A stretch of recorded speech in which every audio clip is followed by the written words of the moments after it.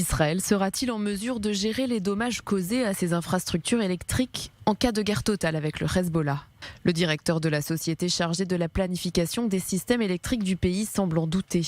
Nous ne pouvons pas promettre de l'électricité en cas de guerre dans le Nord.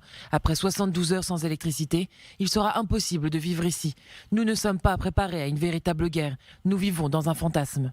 Le PDG de l'entreprise, qui s'exprimait lors d'une conférence à Sderot, répondait à la question de savoir s'il pouvait garantir la continuité de l'approvisionnement en électricité en cas d'urgence. Si Nasrallah décide de neutraliser le réseau électrique israélien, il lui suffit de prendre son téléphone et d'appeler le responsable du réseau électrique de Beyrouth, qui est largement identique à celui d'Israël. Depuis, Shaul Goldstein est revenu sur ses propos, qualifiant ses remarques d'irresponsables. Une déclaration qui n'a pas plu à l'échelon politique. Le ministre de l'Énergie, Eli Cohen, affirme que l'État d'Israël ne serait pas laissé dans l'obscurité et que les chances qu'une panne d'électricité dure plusieurs jours sont très faibles. La mise en garde intervient néanmoins dans un contexte très inquiétant à la frontière nord. Côté américain, on craint qu'en cas de guerre totale, le Hezbollah risque de submerger les défenses aériennes d'Israël dans le nord du pays, y compris le dôme de fer.